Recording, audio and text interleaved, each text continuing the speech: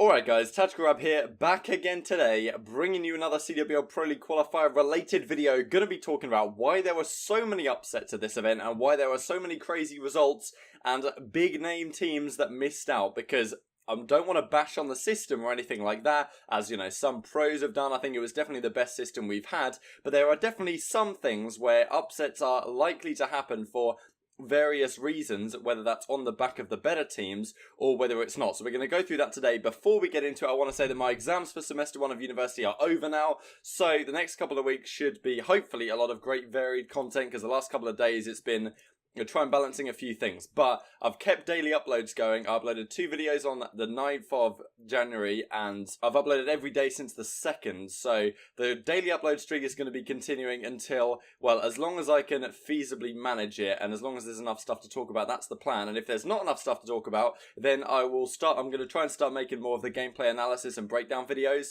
because you guys seem to enjoy those. I've got a couple of comments saying people would like me to bring them back a little bit more, and especially because the Pro League Qualifier has now been concluded, there should be a good opportunity to make stuff like that. So, as I said before, if you've got any content ideas, as always on these videos, leave them down in the comment section below. I'll read all your comments as always, and yeah, hopefully I can take some of them into account. I've got some pretty good ideas over the next few days, but, you know, we'll have to see how things go. So anyway, let's get into the topic of this one. Hope you guys enjoy. Like if you do, subscribe if you're new as always. It is free after all. A lot of crazy upsets. So let's go through the teams that qualified once again. I wanted to do this as a preliminary round before I talk about the actual groups, or the divisions, I guess, for the Pro League. I'm not going to talk particularly about predictions, because I want to save that for when we actually talk about power rankings going into the Pro League, or at least hopefully that's what we'll do. So here I want to talk about why there are some teams that made it that you wouldn't expect. And not just necessarily made it that you wouldn't expect, but beat teams that you wouldn't expect them to beat at the time. The 100 Thieves versus Midnight result, you know, kind of stands out as one of the higher tier ones, but we will go through that in the course of this video. So as you can see, the teams that qualified: E6, Envy, Midnight. Well, the big, I mean, E6, I guess, and Midnight could be considered surprises here. Then we have EG, Reciprocity, Heretics, 100 Thieves. Heretics also maybe a surprise to some people. UU, definitely a surprise to a lot of people. Accelerate, definitely a surprise to a lot of people. Spacely and Red Reserve were expected, and then Overtime. So there's a few teams that made it in, which I would say were surprising to a lot of people. I think a lot of these teams I thought were good. Heretics I backed to make it. The other teams I thought would be there and thereabouts, apart from Midnight, I didn't really expect much of them, but to be honest, I think that's fair enough. And then the teams that missed out: G2, FaZe Clan, you know, Pittsburgh Knights missed out as well. Lightning Panda's a big name team. Mindfreak and of course Team Stream were just on the brink of making it. So, definitely some major upsets in terms of the results, and also some major upsets when we look at the pools themselves and the actual matches. Now, as I said at the start of the video, I don't want to harp on about the format. As I said, I definitely think it's the best format we've ever had. And if you made the league, you 100% deserved it. You beat all the teams you had to beat. You fought your way through a difficult bracket if you had to, if you come through 5th. Definitely deserved to make the Pro League. But there definitely is some questions about just why there were so many upsets at this event. Of course, upsets are fun to some extent, you know. They're enjoyable to watch when you don't know who's going to win, you don't know who's going to be dominating the tournament. Who knows if FaZe Clan are going to get taken down by Project 18 and Teddy Rex's team as they did. And this is the sort of upset I'm talking about here. In Pool A, we didn't have too many crazy upsets, I didn't think. It just turned out that Enigma 6 is a really, really good team. You see, they only lost 3-2 to Reciprocity, and that was like a 5-1 comeback map 5 or something. They won every single other match, so E6 was just really good. But a result like Project 18 beating FaZe, okay, you could arguably say that FaZe were pretty damn bad at this event, which is fair enough. But even then, the fact that they could beat Sween, they beat FaZe Black, but they lose to Project 18, definitely some sort of an upset.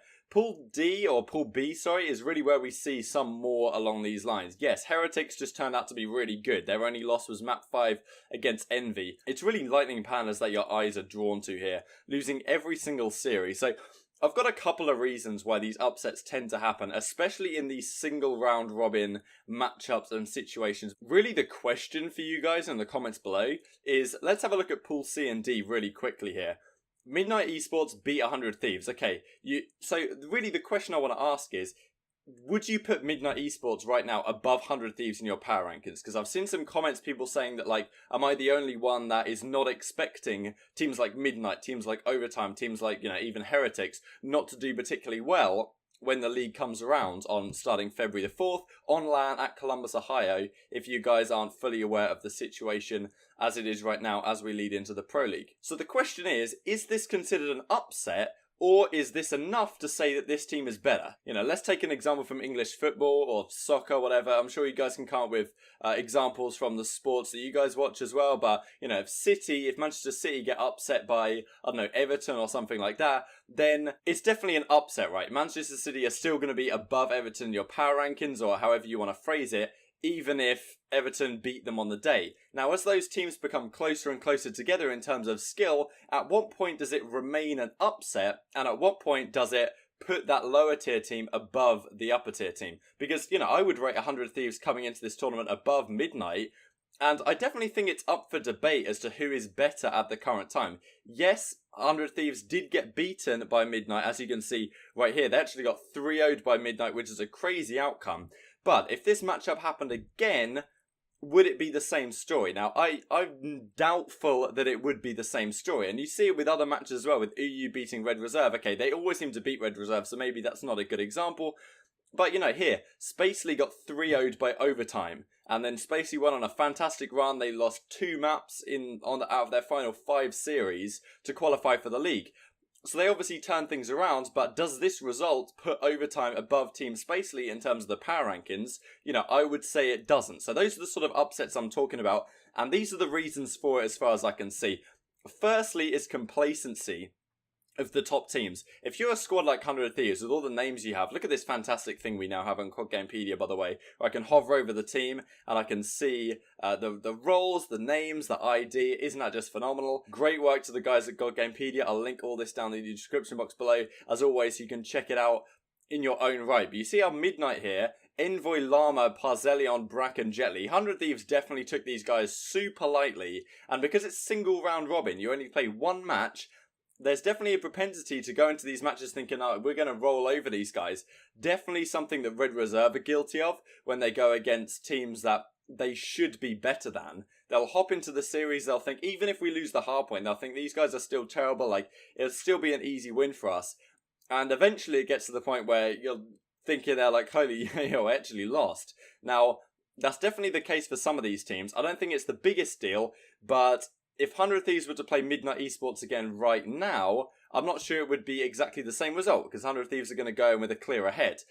At the same time, this is what I think might be the bigger issue, is that the amateur teams in these sort of tournaments, they always have an advantage in that they can watch VODs and they can prepare from what 100 Thieves and other similar teams have been doing in online play. That's why I found it kind of impressive here that Envy were able to go 6-0, and same with Midnight. I've got to give Midnight their due, of course. 18-6 map count, dominating people, but Envy played at CWL Vegas and they weren't particularly good. Maybe the other teams in their pool weren't really heavily looking into what Envy, for example, do. Envy came top 12 at Vegas, and Lightning Pandas down here at 0-6 didn't win a single series. Now, of course, there's some element of regression to the mean, right? Lightning Pandas probably overperformed what they should have done at Vegas, and Envy maybe underperformed. So there's this natural statistical tendency for them to regress to where they should be. Obviously, this kind of looks like it's on the extreme,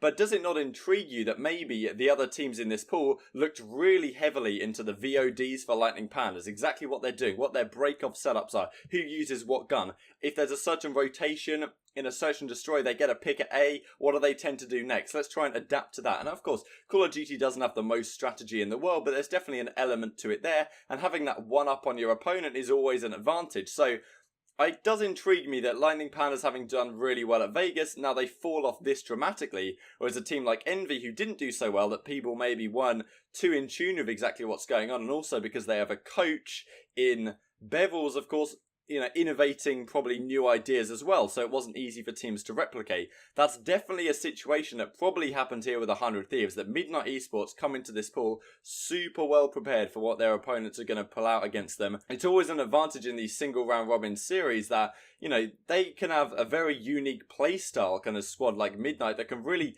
take off guard a good squad, like a good established squad that's always played against the pro teams, you know. They can watch footage of 100 Thieves playing the Pro Downs, they can watch footage of them playing at Vegas, and in that very first series they match up with them in, crazy results can and will happen, as we've seen in the past. However, once the second series comes around, 100 Thieves can look back on that, and they can do exactly what Midnight did to 100 Thieves, for example, back to Midnight, and they can look at the series and they can say, okay, that's what they did to try and counter our setups. How can we change exactly how we're playing this? How can we counter what they're doing? And very often, I think, the second series that they play is either a lot closer or, you know, the gap closes to some extent. And it is this idea of regression to the mean. Do you think Midnight Esports overperformed at this tournament? I would argue almost undoubtedly they did. I wouldn't expect going into the league that Midnight are going to finish above 100 Thieves spacely. Having said that, they did a fantastic job on their day and obviously earned their spot in the Pro League. But this regression to the mean idea probably will come into effect. These are names we haven't really heard of. Would I really expect them to be like a dominant tier team mixing it up right at the top? I'm sure they'll be competitive with these squads. Whether they'll be consistently better than them like they were in this pool is definitely up for debate. So I would say those are the two main reasons for the upsets. The complacency of top teams coming in and the ability to prepare that the lower tier teams get over the top teams. And when we go into talk tomorrow about the division breakdown, the question really is, will the teams that upset the top teams at this event still be able to keep up that form as we move into the Pro League? Because I definitely think it's up for debate whether a team like Overtime will 3-0 Spacely as convincingly as they did here, potentially because Spacely did pretty damn well at Vegas. So the opening few games they played against Midnight and Overtime, and you know, they also lost to 100 Thieves, people were doing pretty in-depth preparation for them, but once they could adapt and switch things up, they went on a pretty flawless tear towards the end of the tournament, barely losing any maps at all. So maybe that's anecdotal evidence, but I feel like it does point towards a wider trend that maybe means that some of these teams that qualified weren't necessarily going to be the best teams a couple months down the line, even though they definitely earned their spot. Blame the game, not the player, So, thank you guys so much for watching. Like if you enjoy, subscribe if you are new as always, and I'll see you next time. Oh, they're going B, by the way. I hear them above me. Oh, that's scary. I'm here. One's gone top. Oh, my timing is actually pathetic. He's up top. Still top, man. Oh. Holy shit. Baby.